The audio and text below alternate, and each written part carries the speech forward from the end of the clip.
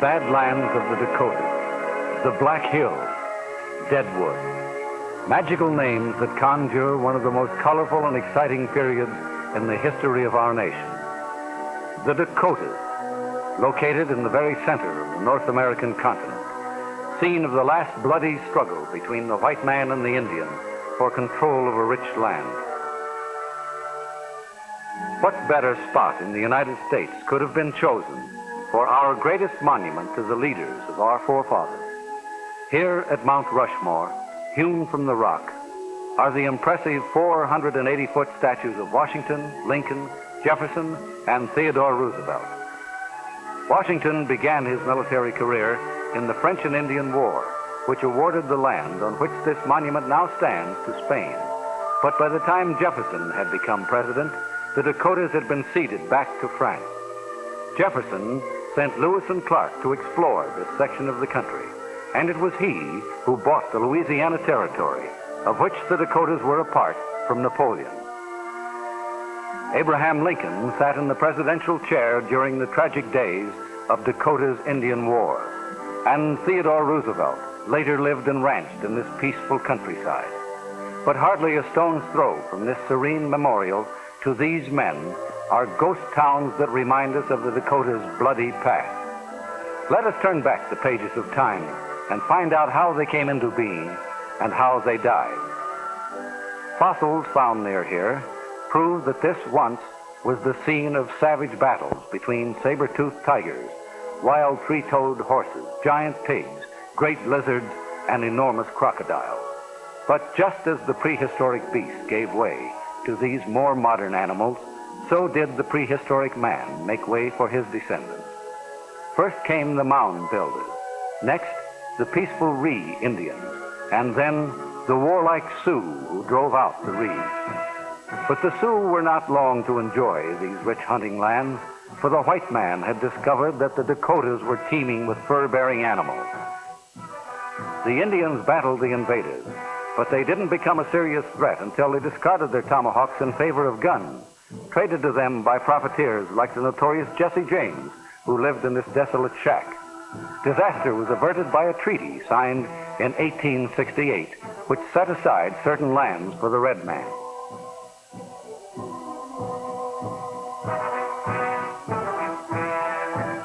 Part of the reservation included the Black Hills.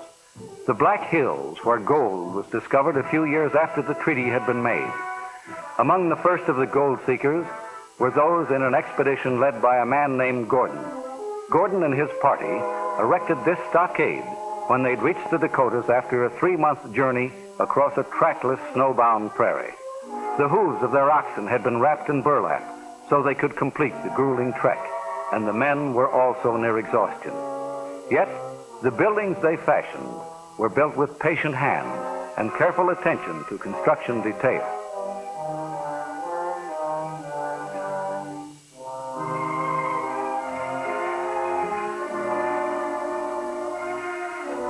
Gordon's expedition consisted of 6 covered wagons, 26 stalwart men, 1 small boy and his mother, Annie D. Talent, first white woman to set foot in the Dakotas. Mindful of the Laramie Treaty with the Indians, however, the government had the newcomers arrested and sent home.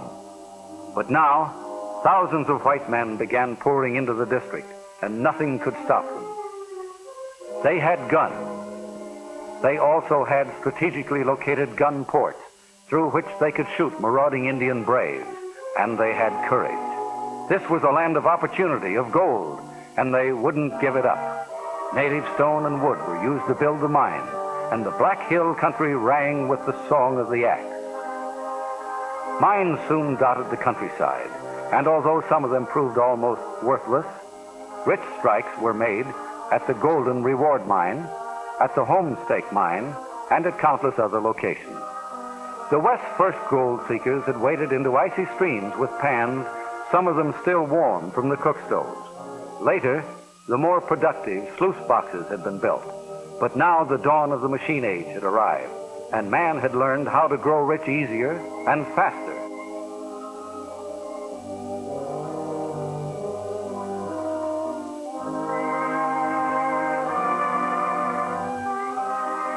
The Homestake mine, which is in operation to this very day, even had specially built engines to haul its ore.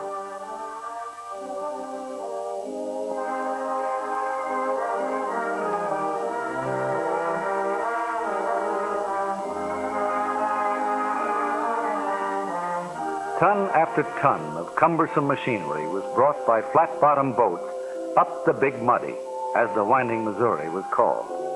The men who piloted the boats along the river were glamorous, heroic figures, for every mile of the voyage was beset with danger from treacherous rapids or from hostile Indians who lined the banks. But these men never turned back, for a new bonanza had been found in the Dakotas, and where once only snow and ice, deep flowing water, and the thick gumbo mud of the Dakotas had been, cities and villages now sprang up.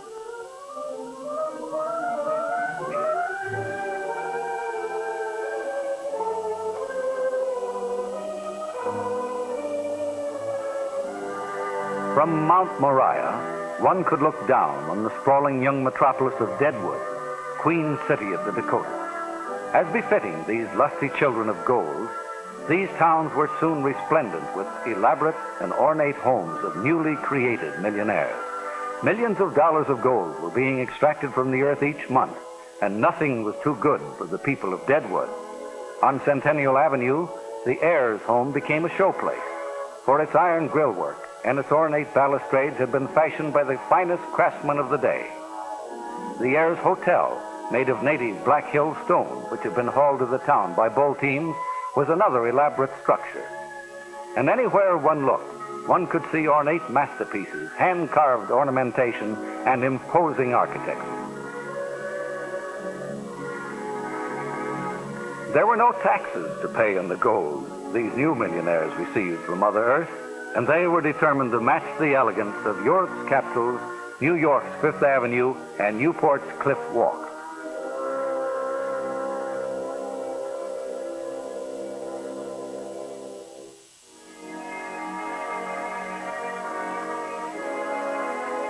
While their stores and their meeting places were not always as elaborate as some of the homes, they were more than adequate for their day, and on display at the local emporium were wide varieties of goods, including certain unmentionables, which were guaranteed to fit like a glove. Adjoining the dry goods store, an enterprising Chinese laundryman had installed a stove that assured instant service. If you weren't too modest, you could leave your pants to be pressed while you dashed next door to buy one of those brand new music-playing graphophones, which had been invented by a Mr. Thomas Edison, about whom no more would probably ever be heard.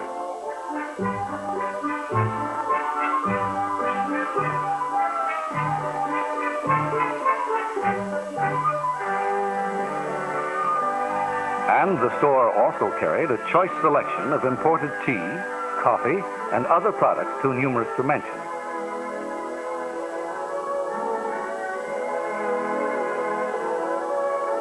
There were large spice bins that were decorated with entrancing landscape paintings and pictures of daring models. Among the choice bottled goods offered for sale, one could find a cure for kidney ailments, a pink eye remedy, or a bottle of horse liniment. The gold mine towns of the Dakotas were booming. New buildings were being constructed everywhere. River steamers brought a continual influx of people, and the flat-bottom boats continued to carry an endless supply of merchandise and machinery to this desolate country. The most important building in the town was the assay office, where the miners stood with bated breath as their ore samples were carefully weighed and analyzed. For the outcome of the test meant the difference between being a pauper and a king. Well, one could always find sympathy or congratulations at the nearby coffee house, and there were also social centers for those who preferred something stronger than coffee. You could double your fortune, or have a final desperate fling at the gaming tables, or wander down to the Wells Fargo office. Stagecoaches now arrived on schedule. That is, unless delayed by unusual snow conditions, Outlaws, or Indian raid. For yes, the Indians were on the rampage again, and the blacksmith shop was kept busy far into the night, shoeing the horses of the cavalry and repairing broken field equipment, wagons and sleighs. The Sioux nations were out to avenge the breaking of the Laramie Treaty, but the Army was resolved to prevent new massacres in the Black Hills. Under General Custer and General Crook, the Army left headquarters to head off the attack. But Custer and his men were annihilated. Crook's men ran out of provisions, and other military units endured tremendous casualties before the Black Hills War was finally won. Meanwhile, the Dakotas were also rampant with the continual violence of outlaws, highwaymen, and renegades. And only the continual vigilance of such frontier figures as Wild Bill Hickok enabled this country to win its battle for survival. Wild Bill lies buried near where he lived and died, and at his side lies Calamity Jane, the gun-toting lady of the leather breeches, with whom he'd been romantically connected in the legends of the Old West. Wild Bill's blazing six-shooters, with which he maintained a reckless kind of law and order, are still now. And the towns where he acted as sheriff and Indian scout are deserted, or nearly so. Yes, they've all passed on. The prehistoric man who once lived here, the Indian, and the white man who came seeking riches in furs and in gold. The sun has set on another great epoch of American history, leaving behind the crumbling ruins of the ghost towns of the Old West.